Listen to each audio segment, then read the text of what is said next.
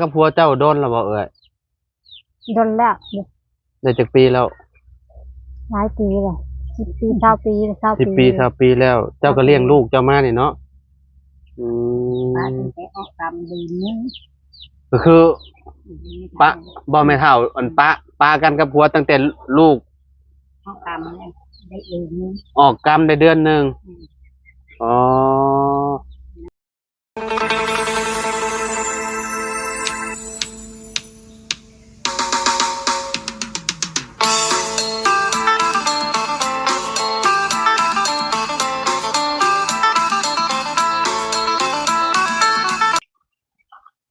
กราบสบายดีเด้อพี่น้องสบายดีFCเบิร์ดสุขูสู่คนเนาะบ่ว่าสิอยู่ในและก็ต่างประเทศนะพี่น้องเอามานี่พี่น้องเฮาก็เข้ามาหาครอบครัว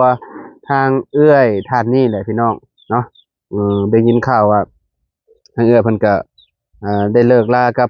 ทางสามีเพิ่นแล้วก็มาอยู่กับยายเนาะยายของน้องธงเนาะสบายดีนะแม่โตเด้อสบายดีเด้อเอ้ยเด้อสบายดีหามสบายดี FC คือกันเบิดทุกคนนะพี่น้องเนาะก็คือก่อนอื่นเนาะขอถามเอื้อยก่อนเด้อชื่อหยังเนาะเอื้อยขออนุญาตเด้อเด้อครับเอื้อยชื่อหยังเนาะแอนนาชื่อแอนนาเอื้อยแอนนาเนาะจักปีละเอื้อย30 ปีแหละ30เข้ากันนะว่าเอาลีเจ้า30บ่30 ปีแหละ30 ปีก็รุ่นน้องเขาตัวน้องเอ้ยเจ้าได้ชื่อหยังชื่อเท่าตุนจักปีละเจ้า16 ปีบ่น้องก็คืออันน้องตุนนี่เป็นลูกเจ้าบ่อ๋อตะกี้เจ้าอยู่ใช้เฉเอื้อยได้นะอยู่รัก12อยู่หลัก12เจ้าเฮ็ดเวียกหยังตะกี้ตอนนั้นไอ้ตาลคือกันคือตาลที่ก็เรียนหนึ่งเนาะเฮ็ดทานจุดทานเฮ็ดทานบ่อ๋อเจ้าเลิกลากับผัวเจ้าโดนแล้วบ่เอ้ยโดนแล้วได้จักปีแล้วหลายปีเลย10 ปี20 ปี10 ปี 20 ปีแล้วเจ้าก็เลี้ยงลูกเจ้ามานี่เนาะป้าตั้งแต่ออกกรรมเดือนนึงก็คือปะบ่แม่เฒ่าอันปะกันกับผัวตั้งแต่ลูกออกกรรมได้เดือนนึงออกกรรมได้เดือนนึงอ๋อเจ้าบ่เจ้าเป็นคนเลี้ยงบ่ก็คือเป็นพี่น้องกันบ่ลูกเป็นลูกบ่หรือแนวใดเจ้ากับเรานะเจ้าเป็นลูกเจ้าบ่เป็นลูกอ่ะทางเอื้อยนี่นะเป็นลูกเจ้าลูกคนที่เท่าใดแม่ตุเราเป็นคนที่เท่าใดเจ้าแอนนานี่ที่3ผู้ที่3บ่เราหากันมาอยู่นำเจ้านี่บ่หรือแนวใดนึกว่ามาอยู่โดนแล้วบ่มาโดนแต่ผมแม่ในปีตายบ่เรามาอยู่นี่ได้จักเดือนแหละมาอยู่นำเจ้านี่แม่นมาพร้อมกันมาพร้อมกันให้นาได้ปีปลายมาอยู่นี่ได้ปีปลายแหละแม่นบ่เฮาคือบ่เห็นจ้ะเอาบ่ได้เข้ามาเนาะเจ้าเป็นหยังเอ่ยเจ้าคือได้มาอยู่นำเราบ่สบายไข้โซ่บ่สบายไข้โซเขาเป็นโซ่เขาคือป่วยเป็นแบบใดจะป่วยหยังเอ่ยเจ้าเจ็บหัวเป็นวินมักเจ็บหัวเป็นวินบ่ไปหาหมอว่าแนวใดจ้ะหมอเขาว่าบ่สบายบอกว่าเป็นหยังป่วยเป็นทีบ่นั่นบ่นี่เฮ็ดบ่แม่นว่าไปหาหมออันคลินิกขนาดเพิ่นว่าเป็นโรคหยังอันเดียวกันแหละบ่ได้ไปหาหมอลาวดอกไปหาหมอคลินิกแหละไปหาหมอคลินิกเพิ่นก็ต้องบอกว่าเป็นเลือดจางเลือดจริงแล้วเพิ่นก็ต้องบอกแหละเดี๋ยวบ่ได้ว่าฮะโอ้ยยันหมอยันผีจะเฮือนชาติเฮ็ดบ่แม่นติเพิ่นก็ต้องบอกแล้วว่าเจ้าเม็ดเลือดขาวหลายหรือว่าสาเหตุที่ว่าปวดหัวปวดหยังก็ต้องมีแหละบ่เพิ่นบ่ได้ว่าเพิ่นว่า เท่านั้นเท่านั้น ข่อยยันจะไปหาหมอดูหมอเดาหั่นเพิ่นเว้านะ มาดูเมื่อดาวไปนี้ฮอดที่ไม่เท่ามีพาไป ไปหาหมอดูหมอเดาน่ะ มาดูเมื่อดาวนี้ เพิ่นไปหาหมอคลินิกเพิ่นว่าแนวใดจะตุ หมอคนนี้ก็ เพิ่นว่าแนวใด ไม่ได้ว่าไม่ได้ เอ้า ไปทำคนนี้ บ่ได้บอกสาเหตุบ่ว่าเราเป็นหยัง ไม่บอกใช่ที่ หมอว่าต้องบอกแหล้วเนาะ นี่ไปหาหมอคนนี้นะนี่เราเป็นรู้เป็นไม่เป็น ไปหาหมอหลวงหมอหยังกับเพิ่นก็ต้องบอกล่ะ เราเป็นโรคคิดโรคแก่ใส่ไม่น่าละหมอ หึ เราเป็นโรคคิดโรคเพี้ยไปเพราะนั้นหมอดูคือหมอดูหมอเดาจะไม่เท่าไปทุกเม็ดมันเป็นงั้นนะ แต่ว่าเจ้ามาเข้าคริสเตียนเจ้ารู้สึกว่าแนวใดซะเอ้ย ดีนั่น ดีขึ้นหลายบ่ ดีขึ้นหลาย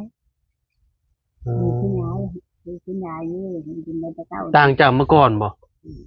ต่างมือก่อนแจ็คมือก่อนเพิ่มไม่เท่านั้น บ่ตะกี้เจ้าอาการเจ้าแบบว่าเจ้ามักปวดหัวปวดหยังบ่ แม่พูดถูก เออ พูดแล้วก็ คือน้องตูนนี่เบิ่งแม่บ่เจ้านี่บ่เบิ่งเป็นคนเบิ่งแม่บ่น้อง เห็นกระเบิงเยอะ เจ้าเฮ็ดเวียกหยังซะเจ้าแบบว่าซอยแม่อันซอยเผาถ่านบ่ พอทานช่อยกองทานช่อย น้องตูนเข้าโรงเรียนอยู่บ่ ทองเงียนบ่มค่ะ เจ้าเข้าโรงเรียนห้องใด มอชองพยาหรือบ่เขาเงียนมอชอง ว้าวรถครับว้าวรถจะเข้าโรงเรียนห้องใด เคยเฮียน เรียนห้องใดน้อง มอชอง มันมอสอง ฮอนมสองบ่ มอชอง อืม ชอง ฮอนมสองแล้วเจ้าก็ออกบ่ มอชองอ๋อ ก็คือเฮือนชานเจ้าได้ซะเอ้ยอยู่มีอยู่บ่เฮือนชานนั้นแปลนเจ้า นี่แหละ หึ นี่น้ำไม่เท่าจะน้ำเอื้อย ก็คืออยู่น้ำเจ้านี่บ่บ่ได้มีเฮือนมีชานบ่เจ้าเอ้ย ก็ เอ จะมีเฮือนชานต่าง ก็คือแบบ ยืดเช้าเป็นแบบ อ๋อเจ้านี่ เอาไปอยู่น้ำบ่ไปอยู่น้ำกันกับเจ้า แต่ว่าเฮือนต่างนี่เราบ่มี บ่ เออ มันจะคนเอง มีแต่เฮือนเอ้ยเนาะก็คือลูกเจ้ามีผู้เดียวเดี๋ยวมันน้องตูนนี่บ่ มีคนเดียวมีคนเดียวนี่แหละ ผู้เดียวนี่เนาะก็คือแม่พาไปใส่กระไปบ่เนาะ เช้าก็มีตาไปมีน้ำปลา ฮะก็16 ปีเนาะเห็นบ่16 ปี17สิเข้าแล้วนี่เนาะก็คือแบบเพิ่นนี่น่าสิรุ่นน้องของน้องทงเนาะประมาณสำน้องแหล่นี่เนาะตูเนาะเห็นบ่อืม ทุ่งเนี่ยถูกต่อ น้องทงพอเพิ่นเกิด ปีนี้เพิ่นบ่ฮู้ว่าประมาณวัง19หรือว่า20แล้วจักน้องทงเนาะ จะให้แล้วไม่เท่าหนัง โดย นี่โมเดลเราคือเราคือไม่เท่าค่ะโอ้เป็น เออ เล็กคือนี่บอดี้ บ่ โอ้แม่นี่นะอย่างไรเขาคือ จังได๋เข้าคริสเตียนบ่ เล็กคนไปเล็กคน บ่ เอ้ยเจ้าอยู่ เจ้าอยู่หลัก12เจ้าอยู่กับไผเสียตอนน่ะ อยู่กับเอื้อยอยู่นั่นไม่เท่า อยู่กับเอื้อก็ไม่เท่า อยู่มัดคนแหละกับลูกแม่อันนี้แหละ เจ้าใหญ่มันอยู่นี่เจ้ากันมาเผาถ่านส่วนลาวนี่เนาะ มาเผาถ่านตอนนี้มาเผาถ่าน อ่า เผาที่บ้านแต่เผาเยอะแต่เก่าไม่ดินไม่ดอนที่มีเท่าเผาดินทิ้ง อืม ที่เท่านี่ก็ท้ายปูปูน ขายปัวลาวปัวหักษาแล้วเนาะ เป็นเล็กมีจาลาจนนี้บ่ดิ้ว จนบ่มีบนอยู่เนาะ นี่ไม่ดิ้วไม่เท่าคือเป็นได้โป้งไปหาเห็ด บ่วงไปหาเฮ็ดเวียกเห็นงาน โป้งไปหาเห็ดบ้านนี้แหละชม อืม ไม่ได้ไม่ลานบางของที่มันป้าไม่ได้ติดลา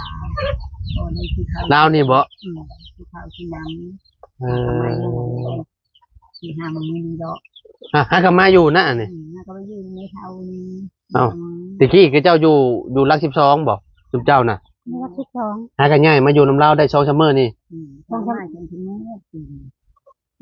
2ซัมเมอร์นี่บ่เอาเฮาบ่เฮาคิดว่าเรามาอยู่เฮาคิดว่าเรามาอยู่น้ำเจ้าดนน่ะได้เจ้านี่มาอยู่นี่สิฮอดปีแล้วแม่นบ่ปีปลายเนาะแต่ว่าเราหากันมาอยู่ได้ประมาณ2มื้อ2มื้อบ่เอ้ย บ่ได้อันนี้แม่หากมา อันเพิ่นมื้อนี้หากันมา เอาลูกมาอยู่น้ เออ ำในช่องชัมเมอร์ แต่เจ้าหาอยู่ดนแล้ว คอยอยู่กับมาก็ไม่เท่าพ่อมันก็ไม่เท่า อยู่ดนแล้วเนาะ อยู่ตรงนี้ แต่ว่าอันน้องตูนนี่หากันมาเนาะตอนนั้นเจ้าเฮ็ดงานหยังซะเนาะเผาถ่านนี่บ่ โดย อืม ไม่ใช่นี่ตาดีมันป้า เพิ่นก็เป็นคนบ่ปากแบบนี้บ่แม่ตุบ่ เป็นคนมีป้าแบบนี้ บ่เงียบๆแบบนี้บ่เออ บ่ ไม่ไปหาดินคุยนี่ บ่เจ้าก็บ่ค่อยได้ไปลิ้นน้ำหมู่น้ำคู่บ่เนาะแม่ว่าหมู่เจ้าบ่มีบ่มีถ้าอยู่บ้านได้ถ้าเจ้าหมู่เจ้าได้ซะ มีธุรกิจ อยู่แต่ในเฮือนเลย โอ้ มาเพิ่นไปดินดอกยันเพิ่นไปกินมากกินอหยัง ก็คือแบบลาวนี่แบบว่าหมู่ก็บ่มีเนาะแบบว่ามีแต่อยู่ในเฮือนอย่างเดียวเลย แบบว่า อันบ่ค่อยได้ไปลิ้นน้ำไผหั่นน่ะพี่น้อยเนาะชื่อตูนเนาะว่ะหรือว่าตุน ที่ต้น ตุน ที่ต้น อ๋อน้องตุนเนาะหากับมาอยู่น้ำแม่เนาะหากับมาได้2มื้อเนาะก็คือพ่อเราเป็นคนบ้านใดเฉยเอ่ย วันเวียง ฮะ วันเวียง อยู่บ้านเวียง วันเวียงตุมหาด บ้านเวียงสมหาดเมืองหยังน่ะเอ่ย เมืองอาสะพร อยู่เมืองอัศพรพุอ๋อเราเคยเห็นหน้าพ่อเราจะบ่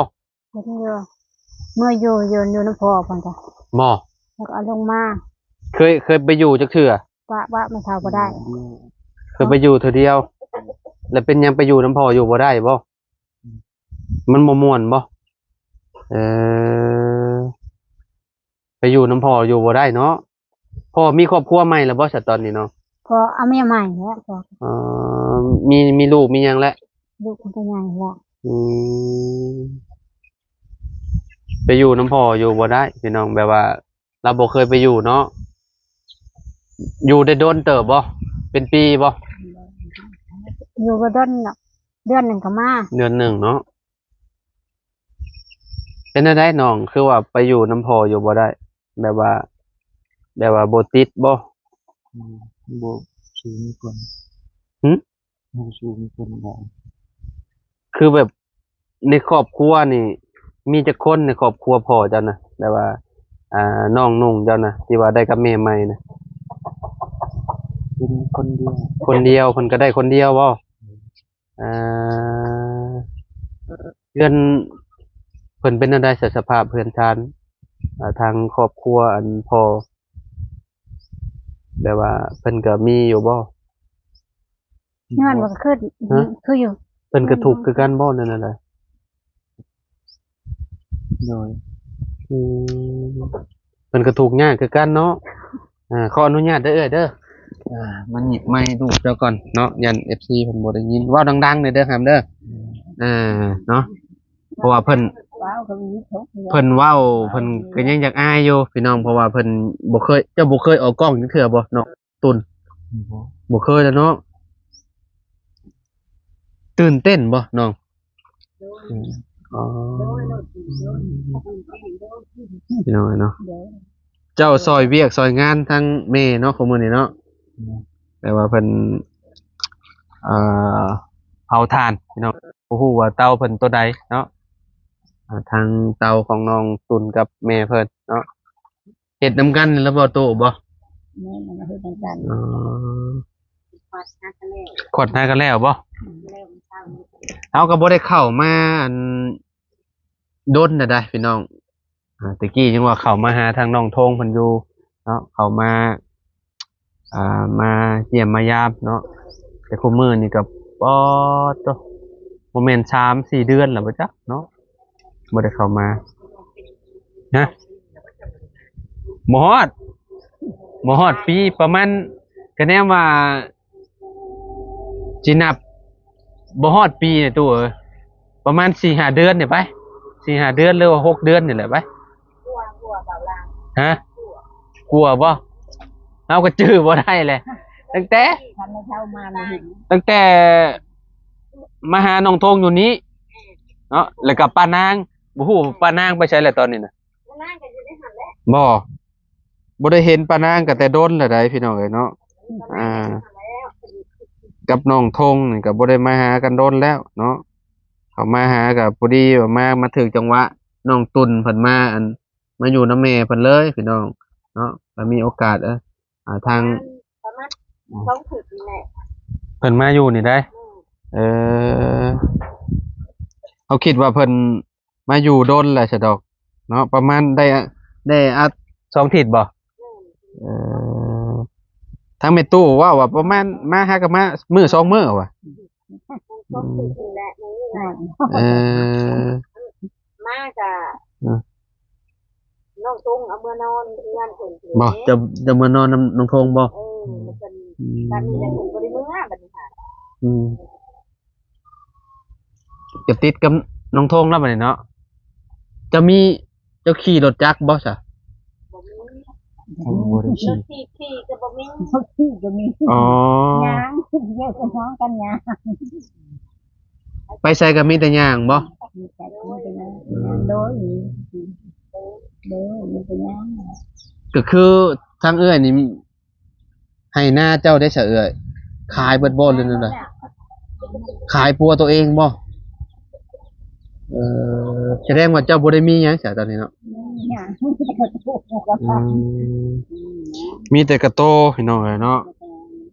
ก็คือแบบมีแต่หากินไปวันๆแบบนี้เนาะ แม่มากินไปวัน แบบว่าใครจ้างก็ไปนะอันนี้เนาะอืมเจะเคยไปหับจ้างอยู่ใช่ชะน้องเดี๋ยวเพิ่นจ้างไปเฮ็ดนี่ เจ็บเล็ก เก็บเล็กอยู่แถวใด กันยางไป อยู่แถวแคมทาง ไปนโม เก็บแถวเข้มทาง ก็คือแบบย่างไปเรื่อยตามทางนี่บ่เรื่องอะไร ย่างไปเรื่อย ย่างหมองใดมีเล็กมีหยังก็เก็บไปอ๋อขวดเป็นขวดอันเบียร์นี่ก็เอาบ่เพิ่นก็เอาบ่ ๆเอา อืมไปมือหนึ่งได้เท่าไหร่ตะกี้แต่ก่อนบ่หรือว่าคุมปัจจุบันนี่บ่ รถเติม โดนเติบแล้ว บ้านนี่เพิ่นก็ไปอยู่ ปัจจุบันนี่ก็ไปอยู่บ่ซะอ๋อไปอยู่เนาะ ไป อืมได้มื้อเท่าไหร่เนาะ เมื่อ10 มื้อเช้า มื้อชิปมื้อ20,000ได้เงินแล้วมาเฮ็ดหยังมัน เช้าเช้า ให้แม่ตู้หมอตู้ซื้อข้าว มีตู้ซื้อข้าว เอ่อโลเท่าไหร่นี่ข้าวนี่ฮะโลหนึ่ง15บ่โอ้ถือว่าแพงอยู่เลยเนาะของมื้อนี้เนาะ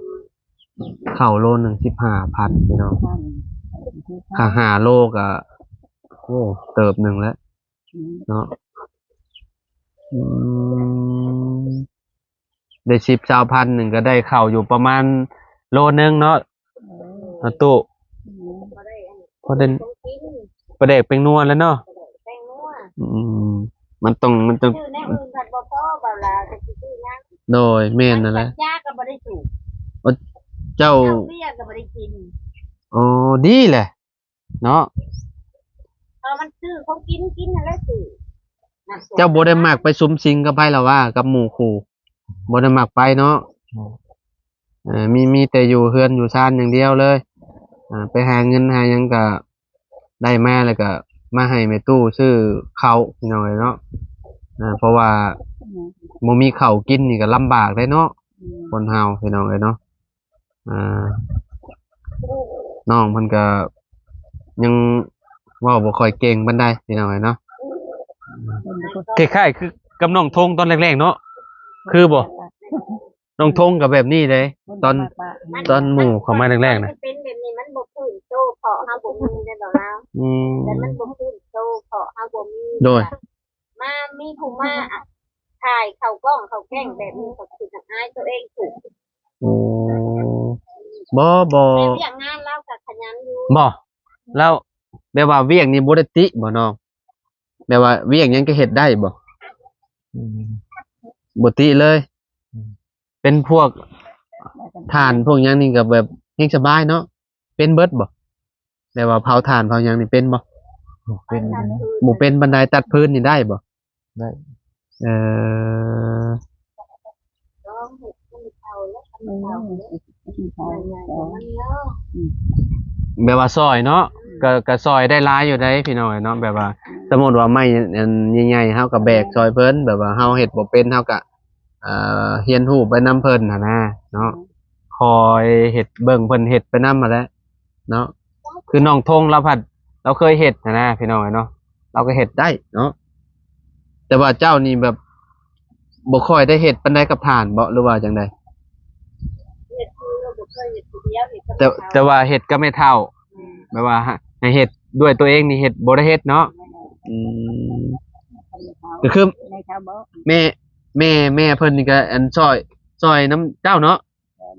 เออพี่น้อยเนาะอ้าวมื้อนี้ก็ได้เนาะแวะเวียนมาพี่น้องเนาะมาทางพี่แหละเนาะทางบ้าน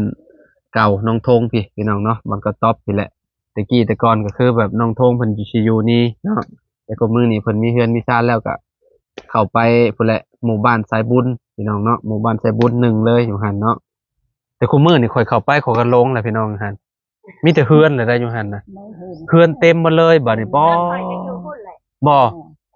กันไม่เด้ อืม อย่างนั้นกับเรื่องปานางเด้ โดยค่อยเข้าไปเมื่อวานนี่นะขอยเข้าไปขอป้อเฮือนแล้วหลายหลังเลยอยู่ในหันพี่น้องเนาะแบบว่ามีแต่เป็นหมู่บ้านเลยบัดนี้ เอาทานจูดทานจูดแล้วก็เมื่อนอนพูด อืม แล้วก็ป้าไม่เท่าแล้วเมื่ออัน โดย ไรนอนโดน2-3คืนจะขึ้นนอนไม่เท่าแล้วแต่เล่าเขาจะ แม่นแหละ ขึ้นนอนไม่เท่าเล่าเพราะว่าเราอยู่กับ อืม นา2คนนะ โดยทางป้า ปานางกับ ป้านางกับเมื่อคือกันเนาะอืมเป็นยังไงอยู่ดีไม่แห้งอยู่บ่แต่ละคนป้านางโอ้โอเคพี่น้องเอ้ยเดี๋ยวเอาเข่าวให้ก่อนเนาะเอาเข่าวให้น้องตุนก่อนพี่น้องไปน้องตุนไปเอาเข่าวไปนั่นรถอ้ายพุ่นละเนาะโอ้เนาะทั้งแม่ก็นั่งซึมเศร้าอยู่เนาะ เอามาน้อยเอาเข่าวให้น้องเพิ่นแน่มาน้อยเนาะโดยเอาไหมพี่มาพี่น้องโดยอันนี้เป็นข้าว5 โลเด้อน้องเด้อเป็นข้าวเหนียวเด้ออันนี้เป็นข้าวเหนียวพี่น้องเอ้ยเนาะ5 โลไอ้ตู้เอ้ยโดย มีเข้า5 โล ฮะ มีเข้า5 โล เพิ่นติดหนี้เพิ่นข้าว5 โลบ่โอ้เอามันเป็นบ่ได้แม่นข้าวเจ้าเด้อเอ้ยเด้อ1 กิโลเด้อพี่น้องเอ้ยเนาะ ไปใช้เล็กเอาไป5 โล ไปติดหนี้เพิ่นเทื่อ5 โล5 โลบ่ ไป5 โลไปหาที่นึง โอ้เนาะเอาพี่น้องเอ้ยเนาะเอาบัดนี้อ้ายกลับป้าเลยเด้อน้องตุนเด้อเนาะจังได๋ก็สู้ๆเด้อเบิ่งแยงทางแม่นี่แล้วทางตู้นำเนาะเราก็ซอยเวียกซอยงานพี่น้องเอ้ยเนาะตอนนี้ก็ยังแบบยังบ่กล้าปานใดหั่นน่ะพี่น้องเนาะยังแบบอยากอายๆกล้องแหน่น้อยนึงเราก็ได้เนาะอายกล้องบ่ครับฮะอยากอายบ่ โอ้ยบุคคลมีตา เจ้าก็อยากอายอยู่บ่เอ่ยฮะ ให้ บ่ต้องอายเด้อเอ่ยเด้อเว้าโลดเด้อเนาะเอาจะได้ก็สู้ๆเด้อน้องเด้อเนาะเดี๋ยวมื้อหน้ามื้อในพ้อกันใหม่เด้อน้องเด้อพี่น้องเอ้ยเนาะเอากลับป้านเด้อบัดเด้อสบายดีเด้อสบายดีตุ๊